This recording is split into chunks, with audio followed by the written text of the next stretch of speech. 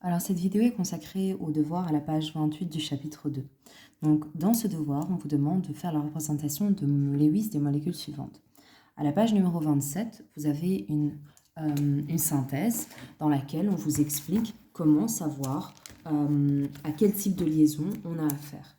Et vous avez aussi une vidéo sur la chaîne YouTube qui est dénommée synthèse, les différents types de liaisons intramoléculaires. D'accord?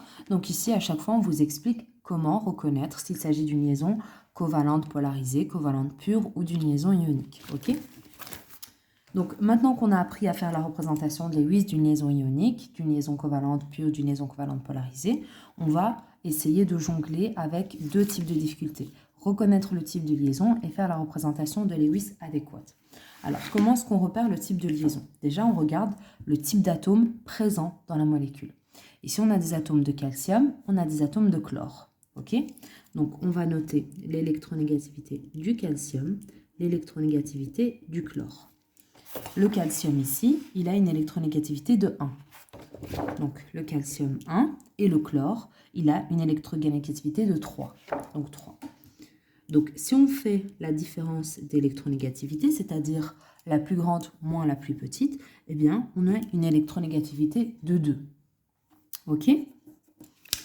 Donc, si on a une électronégativité de 2, ça veut dire qu'elle est supérieure ou égale à 1,7, ça veut dire qu'il s'agit d'une liaison ionique. Donc, on peut déjà écrire ici liaison ionique. Et dans une liaison ionique, qu'est-ce qu'il y a? Eh bien, vous vous rappelez, il y a un des atomes qui vole les électrons des autres. Donc, moi, ce que je vous propose de faire, c'est comme d'habitude, de faire notre petit brouillon et d'entourer la représentation de Lewis en jaune pour que ce soit bien visible. Donc ici, je fais le brouillon ici, mais bien sûr, c'est mieux de le faire peut-être sur une feuille à part. Donc ici, pour faire une liaison ionique, on met l'atome qui a le plus d'électrons célibataires au milieu. En l'occurrence, ici, c'est le calcium. On voit bien, le calcium, il a 2 électrons célibataires, alors que le chlore, ici, n'en a que 1. Donc, je mets l'atome qui a le plus d'électrons célibataires au centre. Je vais mettre ici sa représentation de Lewis. Et je vais mettre les autres atomes autour. En l'occurrence, ici, on a 2 atomes de chlore, dont la représentation de Lewis est 3 barres et 1 point. Je vais faire ici. Donc, comme vous vous rappelez, dans une liaison ionique, qu'est-ce qui se passe? Eh bien, il y a vol d'électrons de l'atome qui en a le moins vers celui qui en a le plus. Et donc, ça va nous donner quoi? Eh bien, tout simplement, ici, on se retrouve avec Cl, Ca, Cl. Donc, ici, le chlore se retrouve avec un octet. OK? Il a gagné un électron, donc il va porter une charge moins. Ici, le calcium, il a perdu 2 électrons. Donc, il porte 2 charges positives. Et le chlore, ici, il a gagné un électron. Donc, il va porter une charge négative. Donc, ici, j'ai fait la représentation de Lewis de la molécule de CaCl2 qui est composée de liaisons ioniques. OK?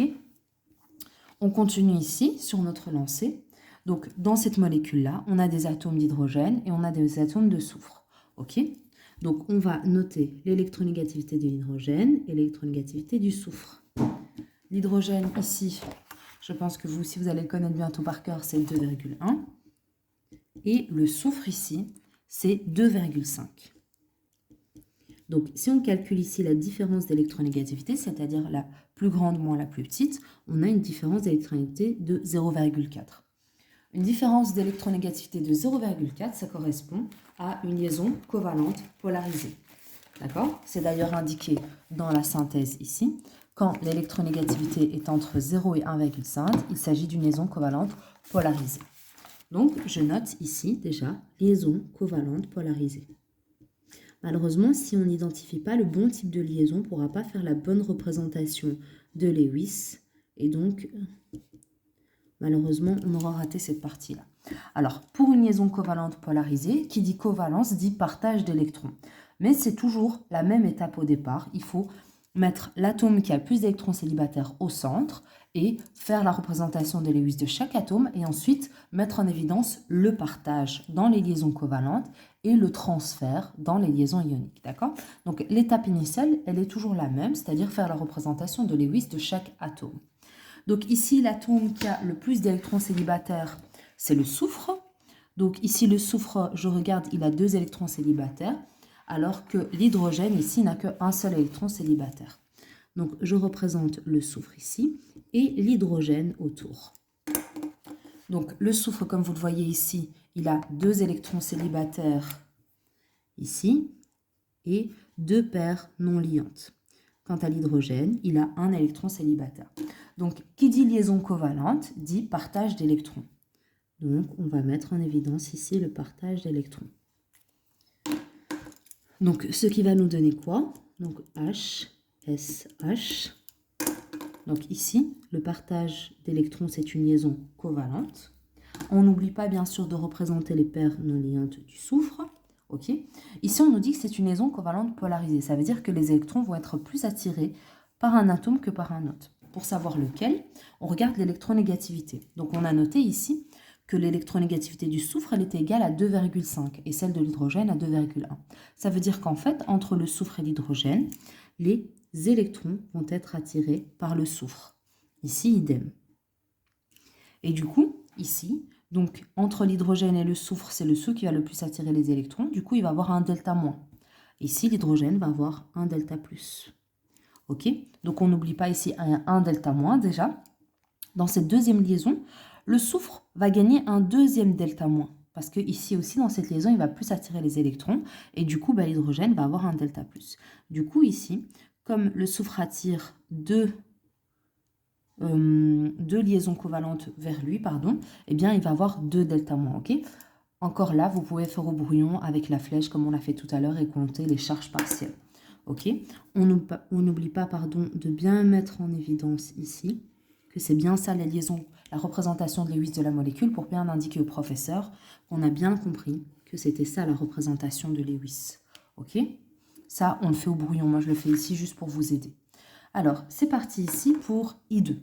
Alors, ici, on pourrait regarder l'électronégativité, mais à partir du moment où vous avez un seul type d'atome dans une molécule, eh bien, vous savez forcément que c'est une liaison covalente pure, ok? Parce que la différence d'électronégativité entre 2 atomes identiques, elle est toujours égale à 0.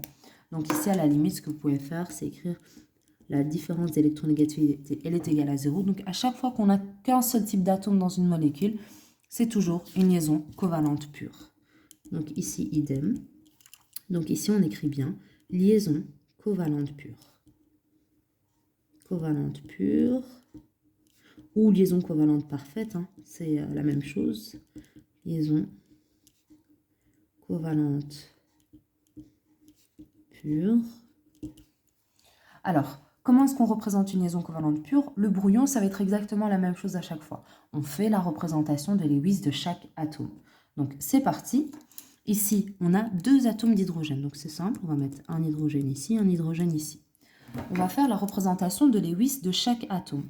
Ici, on voit que chaque atome d'hydrogène a comme représentation de Lewis 3 barres et 1 point. Donc, ici, on va faire 3 barres, 1 point. 3 barres, 1 point. Il s'agit d'une liaison covalente. Donc, qui dit liaison covalente dit mise en commun d'électrons célibataires. On va mettre en commun les électrons ici. Ce qui va nous donner quoi? Ce qui va nous donner une liaison covalente ici. Et puis, on n'oublie pas de mettre les paires d'électrons non liantes des atomes ici. C'est une liaison covalente pure, donc il n'y a pas de sens de polarisation de la liaison, il n'y a pas de charge partielle. Ici, idem pour N2. Donc, on va mettre ici un N. On va faire la représentation de Lewis de chaque atome d'azote d'abord. Donc, atome d'azote, c'est 3 électrons célibataires, une paire non liante. Donc, c'est parti. Donc, tac, tac, tac, tac. Voilà. Liaison covalente, donc mise en commun des électrons célibataires. On va mettre en commun donc toutes les électrons célibataires pour lier la molécule. Alors ici, je vois souvent une erreur, c'est que en fait, quand on me fait la représentation de Lewis ici, on me met les barres éloignées les unes des autres. Mais non, ce n'est pas le cas, d'accord? Pour représenter une liaison covalente ici, on met vraiment des barres très rapprochées les unes des autres, ok? Et donc, on n'oublie pas les paires non liantes ici. Comme d'habitude, on met bien en évidence ici la représentation de Lewis, d'accord? Et s'il vous plaît, n'oubliez pas à l'évaluation de bien me mettre un code couleur pour que je puisse bien voir que vous avez bien compris que c'est la représentation de Lewis et que vous n'êtes pas en train de faire machinalement quelque chose que vous avez appris par cœur. Donc vous mettez ici la représentation de Lewis, c'est ce que j'ai entouré en jaune, ok? Alors, on continue avec cette molécule. Donc, on a deux types d'atomes dans cette molécule. On a des atomes de sodium et des atomes de fluor. Donc, on va d'abord indiquer l'électronégativité de chaque atome. Donc, le fluor, c'est 4. Le sodium, c'est 0,9. C'est parti, 0,9 et 4. Si je calcule la différence d'électronégativité, le plus grand moins le plus petit, ce qui me donne une différence d'électronégativité de 3,1. Dans ma synthèse, page 27, je vois que quand la différence d'électronégativité est supérieure à 1,7, il s'agit d'une liaison ionique. Donc ici, je peux déjà noter liaison ionique. Liaison ionique. Qui dit liaison ionique dit pas partage, parce qu'il n'y a pas le co, mais dit transfert d'électrons. Mais comme d'habitude, l'étape initiale va être exactement la même. Pour savoir comment ce qu'on va faire, on met la représentation de Lewis de chaque atome. C'est parti. Donc, le sodium ici, sa représentation de Lewis, c'est 1 point. Et le fluor, ici, c'est 3 barres et 1 point. Donc, 1 point, 3 barres et 1 point. Donc, ici, c'est une liaison ionique. Attention, qui dit liaison ionique, dit transfert d'électrons de l'atome qui en a le moins vers celui qui en a le plus. Et donc, ici, je me retrouve avec Na et F. Donc, F, il a 8 électrons sur sa dernière couche que je représente ici. Je n'oublie pas pour une liaison ionique, très important, de mettre les charges, ok?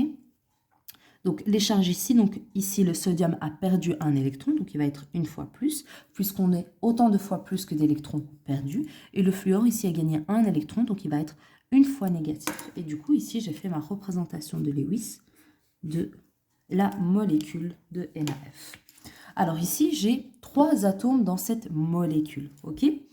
Donc ici, voilà, je vais mettre l'électronégativité de l'hydrogène, du carbone et de l'azote. Ok, l'hydrogène c'est 2,1, le carbone c'est 2,5 et l'azote, on va bientôt les connaître par cœur, c'est 3.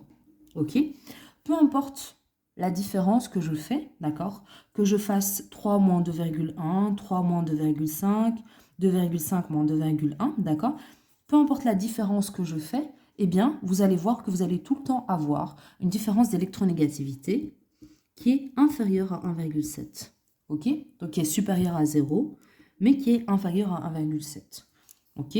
Donc, 3 moins 2,1, ça fait 0,7. 3 moins 2,5, ça fait 0,5. 2,5 moins 2,1, ça nous fait 0,4, et ainsi de suite, d'accord? Donc, peu importe finalement la différence d'électronégativité, toutes les liaisons qui vont unir ces atomes-là vont être des liaisons covalentes polarisées. Donc, on note ici des liaisons covalentes polarisées. Alors, les élèves ont souvent des difficultés avec cette molécule, mais pas si on suit la règle que je vous ai dit. Donc, quel atome est-ce qu'on va mettre au milieu? Celui qui a le plus d'électrons célibataires. L'hydrogène, ici, il a un électron célibataire. Le carbone, il en a 4. Et l'azote, ici, il en a 3. Donc, c'est décidé, c'est le carbone qui sera au milieu et l'azote et l'hydrogène de part et d'autre. Ensuite, l'étape est toujours la même. On fait la représentation de Lewis de chaque atome. L'hydrogène, c'est 1 point. Le carbone, c'est 4 points. L'azote, c'est 3 points et 1 barre. Qui dit liaison covalente dit mise en commun des électrons célibataires. Donc, ici, on va mettre en commun les électrons. D'accord? Donc, ici, vous voyez que ça s'emboîte parfaitement. Donc, ici, ça va nous donner quoi? H, C et N. Vous voyez, l'avantage de mettre l'atome qui a le plus d'électrons célibataires au milieu, c'est qu'en fait, on voit directement quelles sont les liaisons qui vont se faire, d'accord? Puisqu'en fait, il ne doit rester aucun électron célibataire et que tous les atomes doivent tenir les uns avec les autres, ok?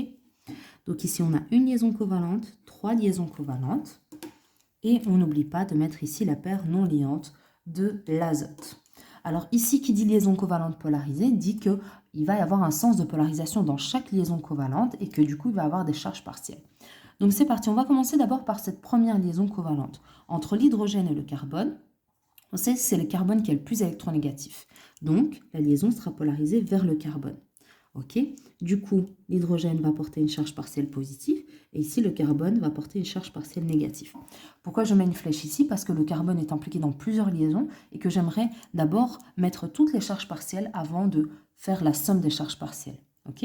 Maintenant, ici, on a 3 liaisons covalentes qu'on doit traiter toutes indépendamment les unes des autres. Donc, dans cette première liaison covalente, on voit que l'azote a une électronégativité de 3 et le carbone de 2,5. Donc, ici, à chaque fois, les électrons vont être attirés vers l'azote. Ok?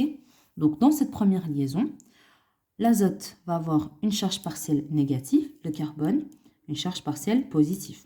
Dans cette deuxième liaison, les électrons sont attirés vers l'azote, donc deuxième charge partielle négative, et du coup, le carbone, charge partielle positive. Et enfin, dans la troisième liaison covalente qui unit l'azote et le carbone, eh bien, les électrons sont toujours attirés vers l'azote, donc c'est une charge partielle négative pour elle, et du coup, une charge partielle positive pour le carbone.